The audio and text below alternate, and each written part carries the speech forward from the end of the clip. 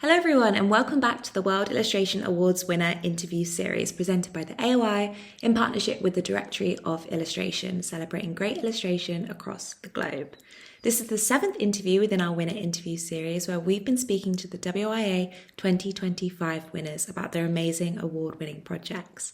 And today I'm thrilled to share that we're joined by Priscilla Tey, who was the professional site specific category winner for WIA 2025.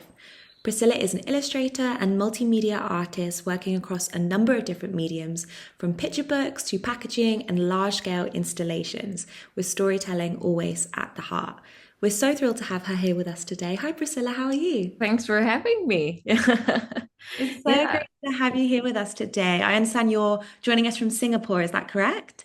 I am. I'm in sunny Singapore where it's always warm, always hot. I'm really jealous that today it has been grey here in London for honestly like months and months and months. I'm jealous of the sunshine. I miss the seasons. I actually like having seasons around. Like it brings in some change. We just have like the wet and the hot seasons in Singapore, so it's not that different. Yeah, well, yeah, definitely feeling jealous on my end today. But how have you been? We're so excited to talk about your amazing award-winning project that I kind of touched on there. But just to start off, I'd love to know a little bit more about you. I'd love for you to tell us a little bit more about yourself and your practice. Yeah, I think you mentioned it just now. I find it hard to kind of define myself when people ask me, are you an artist? Are you an illustrator? Where do you park yourself? So it's I don't really like to say multi-hyphenate, but it becomes that, artist, illustrator, multimedia artist sort of thing. So generally my practice is quite diverse. I'm the sort of person who I don't quite like to just stick to one method of working. I do like to delve really deep into various mediums that I explore, but generally I try to keep it broad and I like to work with a range of different clients. I think it kind of keeps the overall practice really exciting. So in general, I kind of divide my practice into sort of two parts. So on one half, there's the picture book side, which is this really intimate space when you deal with children's books. And I like to keep that usually quite traditional. I work with watercolor and a bit of gouache.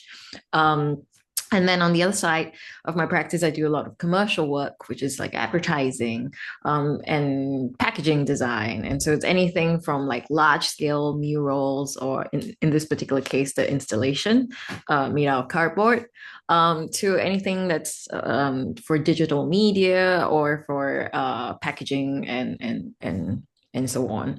So currently it's quite diverse. But as you say, I try to keep storytelling at its core.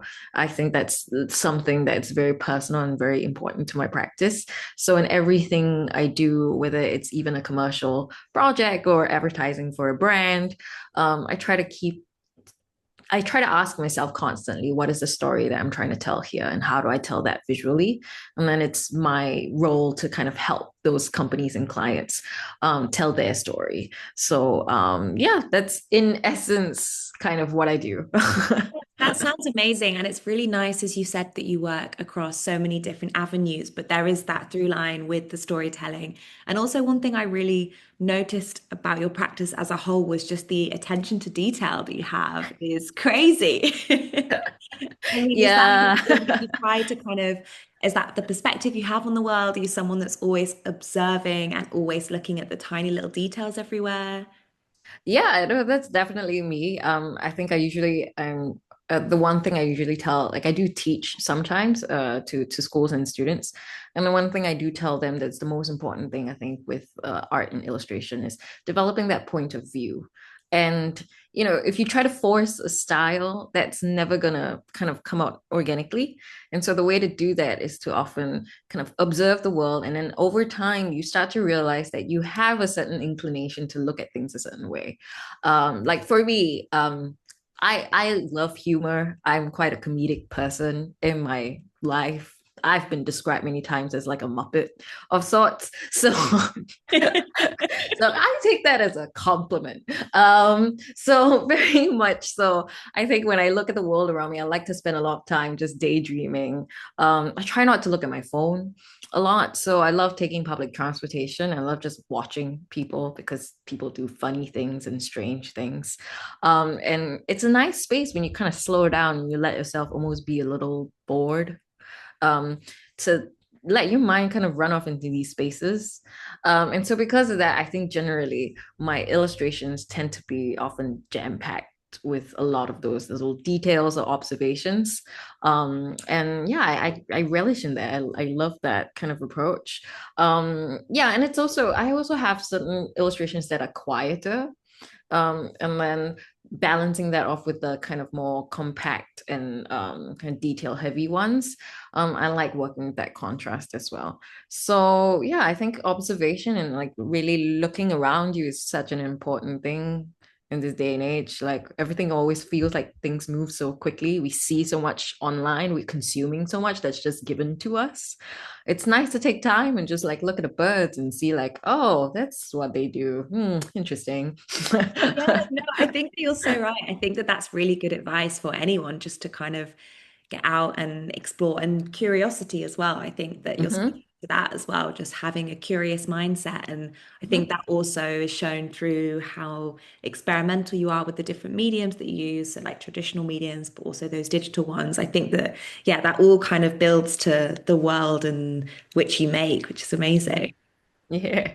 Yeah, so tell me in terms of WIA, why did you decide to enter? I know that you have also entered before. Is that right, that you were shortlisted the previous year for Yes, a it different was. project as well?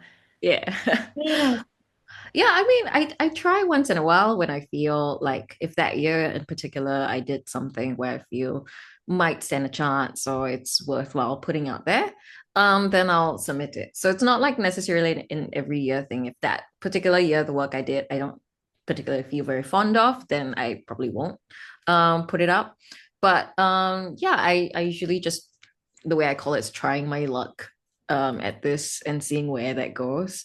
I think participating in competitions is always one of those things, right? People are kind of, is it really worth it? Should I really do it? And I don't think there's any harm in it, depending on how you approach it.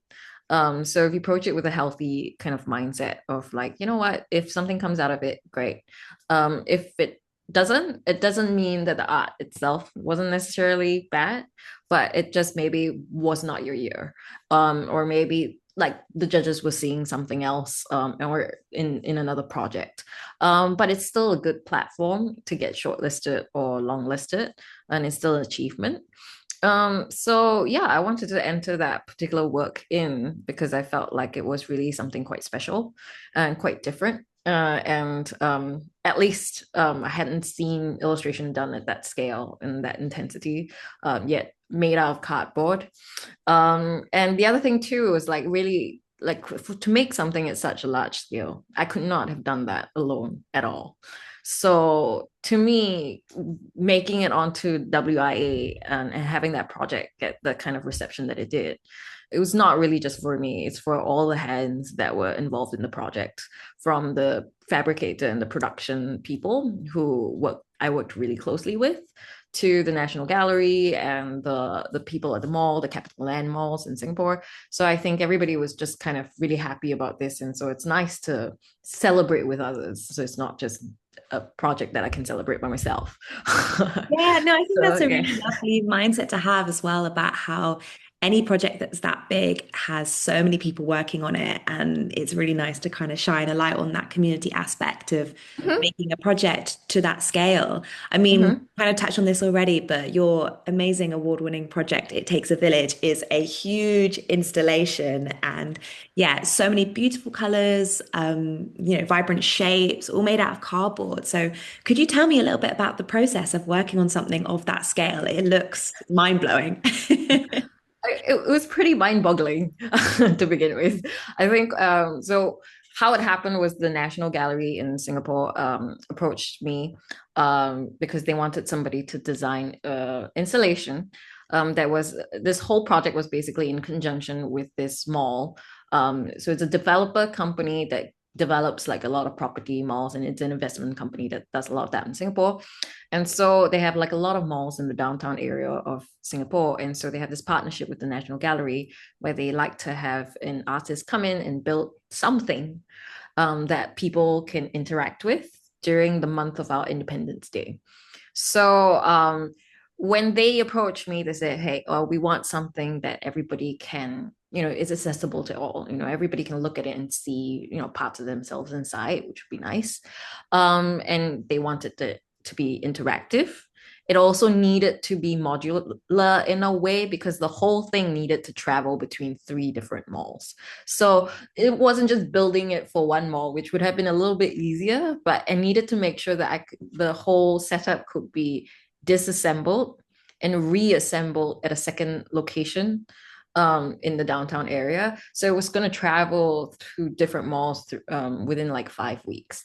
And each mall had a different layout. So all the more each piece had to be versatile enough that if I were to reassemble it in the new location, I could have a new configuration and it will still work. Okay. So they kind of gave me that general premise.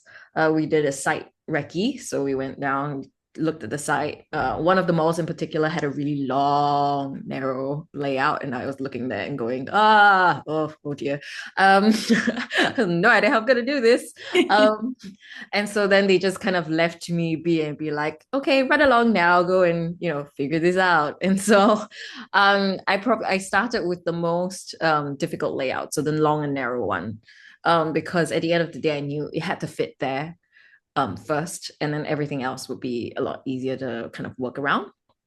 And so they also gave me quite a lot of free rein to think about thematically roughly how I wanted to approach this project. The only stipulation was one that they wanted me to maybe reference one or two artworks within their National Gallery archives. And then the next thing was to have something that was very community centric. So given that, I kind of approached the entire installation by breaking it down to three parts, so three different sections. And in each section will kind of explore a different facet of local culture. So something about community, something about biodiversity or the environment, and then something about our folk tales and a little bit of that historical element. So all in all, the whole thing should give a kind of general celebration of this Singaporean identity, hence why it's called It Takes a Village. And so once I had that general approach, then it was about thinking about shapes, really, just the language of shapes and how I wanted to approach each kind of section. So naturally, the community section will be a little bit more geometric. And then the part where there's more about biodiversity and things, it'll be a lot more organic shapes. And then once you get into the folktales part, it's kind of like a combination of two. And so from there, kind of like each section had a key, like I would call like a hero piece. And then you have like smaller pieces that would complement that. So then that helps create an overall kind of hierarchy within that space so that people kind of have a pull to gravitate towards each section. If not, everything gets either too loud or too sparse. So so it's really about like approaching it from almost an architectural standpoint first, and then from there kind of fleshing out the nitty-gritty details and what I can kind of pack in there. I personally, again, speaking to my brain that likes to like dabble in all sorts of different things, when I was in university, I did a lot of I was really obsessed with like set design for film and animation. So I even took a class in interior architecture, drafting out like models and like floor plans and things like that. So that came in handy for something like this. It was a lot of me drafting out floor plans and kind of like rough turnaround sketches to pitch to the National Gallery. And once they liked the overall concept and they greenlit it, Then the real problem was like, how am I gonna get this made? Cool. and, and then they really wanted it to be recyclable. So it Hmm. really had to be something that could be sustainable, that didn't have to go straight into the landfill. And they kind of had their eyes set on cardboard. So it's like, sure. But I had no idea whether I would be able to print on cardboard or whether I had to physically go down to the studio and paint every single piece, which would have been a lot of Yeah. work. So once they finally tied me up with a fabricator, and then I found out what the fabricator could do, which in this case was to print eco-friendly ink onto the surface of the cardboard so that I could create all the designs digitally and I didn't have to like physically paint them. Then that like changed the whole game. And then that's why I was like, oh, so I could go really off the rails with this. I can really like pack in stuff. So that was pretty fun. So in terms of like detailing, there's a lot of Easter eggs in there. I won't get too nitty-gritty into it. If people want to look at it, I think I've documented the whole process on my like website. But things like even the botanicals that I illustrated, I didn't want them to feel very contrived or something that was just, oh, it's just a plant. So a lot of the shapes of these plants were actually adaptations of batik fabric motifs. So in Southeast Asia, one of the key textiles here is batik, which is a wax kind of resist pattern fabric. And you've got these beautiful kind of botanicals that are kind of stylized in a certain way. So I took that, but gave it a contemporary twist and then put that in the form of cardboard, and that became like a recurring pattern throughout the entire exhibit. And then as well as like certain tile motifs that we often see around the spaces and historical buildings in Singapore. So yeah, it was a lot of moving parts. Yeah, it sounds like it. Yeah. So and also you had the like the AR activations as well. So there was like Yes. animation involved. Just Yes. another thing to add in there. It was just another thing. They were like, oh yeah, by the way, we kind of want some parts to be like animated so that people can, record it on the Instagram and then essentially share it online because at the end of the day, it helps with foot traffic to the mall. And so I was like, okay. And then these AR activations also, there were 5 in total. I think 3 were made accessible from the very beginning, and then they wanted one AR feature to be kind of revealed at each new location. So I had to find a way to also build in the AR into one of like in one of the cases is the side of the building, and I got the fabricator to create a door. So I illustrated this fancy little door, and then the door could actually, it was on a hinge and it could actually move, so that when we reached the second location, they could open it and reveal the AR that was inside. So at Wow. each location, I had to find a way to hide some of these like activations so that they could be revealed at a later date. So there's a lot of like small elements here and there. So I guess it helped that my brain kind of like moves in this like tentacle way. Definitely. And all the different experiences from the different mediums you've worked in sound like they have all been part of this process, which is really, really nice. And I understand that it's also in a primary school now after it was Yeah. disassembled, it's in a primary school. Yeah, and that was really nice. We didn't plan for that actually. So with the plan was always at the end of the 5 weeks. If we could find a secondary home, we would try to, but if not, it was gonna go straight to the recycling center. Or I might take home parts of it. I think this is the only remnants I have of that, which is these 2 little Oh, that's flowers. beautiful.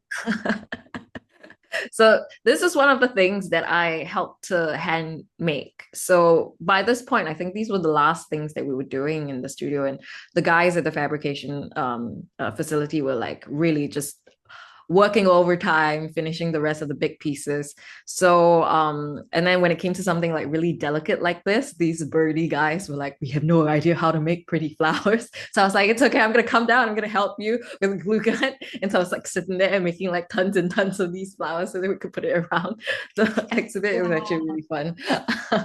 That's so But so yeah, so where were we? Oh, right, the primary school. The primary Um, school, yeah. yeah. So as we were doing it, we just thought like at the end of the 5 weeks, it's just gonna go straight to the recycling center. Which was fine because that was always the lifespan of this thing, and it would go back into creating more cardboard, which hopefully can be used to create more of such things. So it creates like almost like a circular economy of things. And uh what happened was by I think the third week of this event or the second week of the event, the public reception was so positive, and we had a lot of people coming up to us and asking what's going to happen to this. I think we had a hospital that came forward and was saying that they would consider taking it on because they had like a children's wing that they thought parts of this might be useful for. But in the end, it was like a couple of primary schools that had come forward and say, "Hey, if you guys are not doing anything with it, is it okay if we take it on? Like, we would love to adopt this." And so, one particular primary school, Crunchy Primary School, I think, they adopted most of the big sets pieces, and it's still standing in their school today. Apparently, the kids love it. They use it as a teaching resource, which I find very amusing.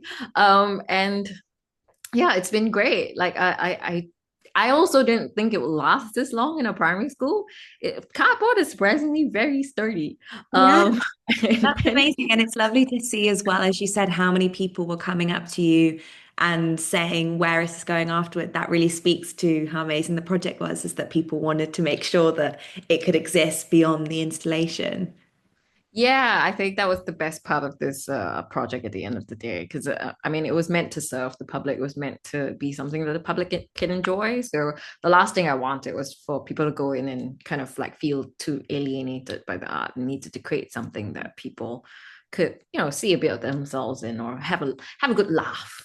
I always Yeah. like to give people a good laugh. Definitely. I mean, it's so beautiful and sounds like, yeah, an accumulation of so much hard work. So, yeah, congratulations.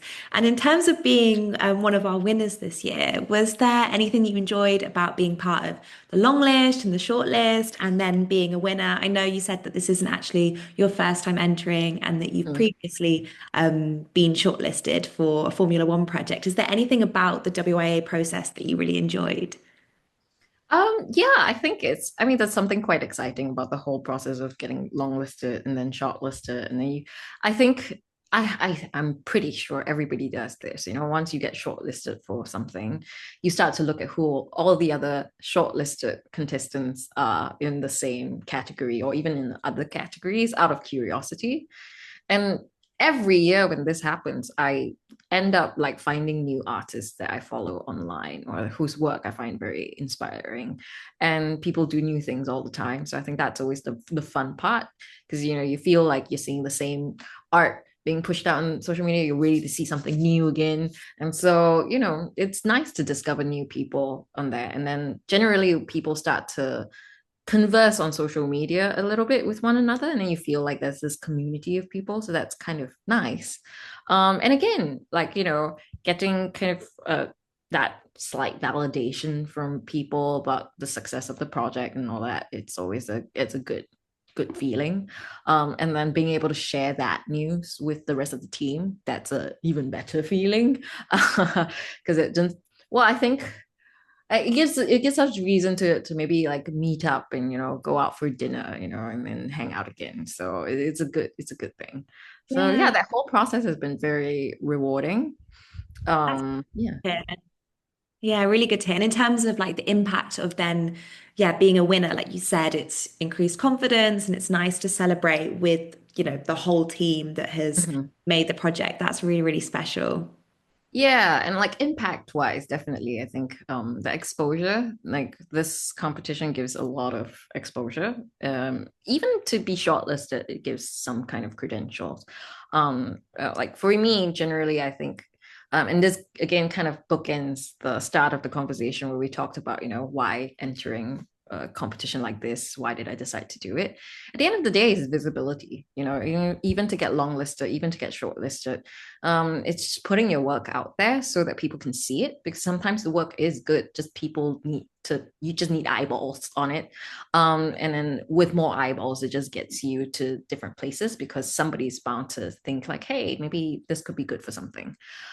So generally, especially, I was very fortunate to win in this category. So um made it to local news, which is good. So generally that helps overall, visibility wise. And for me, usually the advice I give to young artists or illustrators or freelancers starting out is having to think about your practice as both like a artistic practice, but also as a business. So from a business standpoint, if you want visibility, if you want more eyeballs on your portfolio, you have to think about things like SEO, search engine optimization online. And so, if you don't want to pay for ads, which I don't think is necessarily a sustainable thing to do, getting mentions or features in articles on platforms on sites like WIA, those are things that inevitably help to boost your overall SEO and your presence online. And so, you're trying your luck, and then maybe if it's successful, that helps, and it goes a really long way in terms of like getting work coming in and credibility, especially, in this industry. Oftentimes it's like a chicken and egg problem where clients are like, you can't get more clients without showing that you've worked with more clients. So it's like, oh, okay, where am I going to start? So a competition like that is sometimes a good substitute when you can't seem to get clients under your belt. So yeah, it's Yeah, useful. I think that's really, really great advice and great to hear that it's had a really positive impact on you. And congrats on the news feature as well. We did see that. Yeah, It's really, really thanks. exciting to see, yeah, when our winners are able to share the news with other people and other platforms. That's really, really great. And I think that, yeah, that's really practical advice. I think, as you said, sometimes the illustration industry can feel so saturated. And as you said, there's so much noise, there's so much amazing work. And it's just getting eyeballs on it, really, just getting Yeah. visibility and cutting through the noise, I think is always really, really important. And I guess speaking to that, do you have any advice that you would give to people who are thinking of entering this year's awards? Maybe they are on the fence about entering this year's awards. What advice would you give to them? Yeah, I think I would always encourage people to give it a try. But also because I know at the end of the day, like they do have to pay a fee to enter as well. So it's important to also kind of consider your portfolio. If you feel like you're at a point where you're really not ready, then it's okay. If you find that this is not your year, it helps to kind of look at the awards and look at the criterias or look at the past winners and be like, okay, if I'm feeling like I'm not there yet, then why? And then you kind of look at your own portfolio and say, like, what do I need to do this year to get there? And so it gives you kind of like a roadmap of what you need to kind of work on the next year. And then if the next year, or if you're at this point where you feel like there's something in your portfolio you feel really strong about and feel really happy about, then I would say definitely give it a try. And then yeah, put it out. Just make sure you read the categories correctly so you park in the right category because that matters. But yeah, I would say definitely give it a try, but go in with an open mind. I've tried quite a number of times before I started getting like shortlisted and longlisted. I think the very, very first WIA I probably submitted for was maybe in somewhere like 2017 or something. Yeah. Then I got really busy because I was working as a teacher at the same time, and then I stopped for a couple of years, and then I started again, and then now I'm full time as a freelancer. So I decided to start again, applying, and then so yeah, it takes a few tries sometimes to get there, but I don't think it's necessarily a bad thing to give it a go and give it a try. And yeah, I would say going with an open mind. You never know.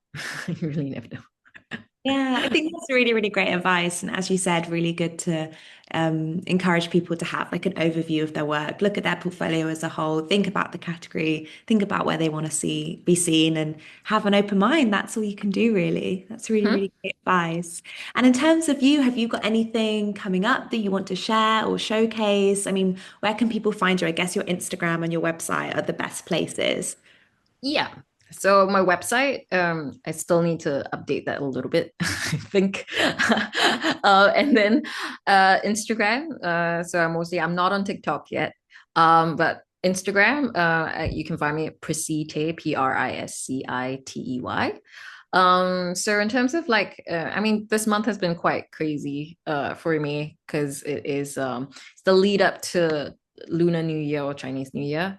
And I was lucky enough that in the past month, I did a mural project. It was a big ad campaign for Porsche to welcome in the Year of the Horse. And it's also their 75th year of motorsport racing. So it was a big thing. And then there's been a lot of press coverage with that, which has been very exciting as well. So people can go check that out. And if they're flying through Singapore or they happen to be in Singapore, the works are all up at the airport. So Porsche has a little very nice concept store in the airport, an experience store where people can go and then see the artwork alongside a legendary race car. So the artwork was done as a kind of a backdrop to this really legendary race car from the 80s that they flew in from Germany all the way into Singapore. So, Wow, that so sounds like that's been an fun. amazing project. Sounds Yeah. incredible. Well, we'll be sure to pop your Instagram in the description so that people can follow you, keep up to date with what you're working on, and definitely check out that project because that sounds amazing. I also have a book that's coming out in October, so I might plug that as Yeah, well. amazing. Yeah, it's called The Vicious Cycle. It's written by Kyle Lukoff, and I did the illustrations. And it's being published under Macmillan Publishers under the imprint of Henry Holt. So people can look out for that sometime in October, but they can start pre-ordering now if they want to.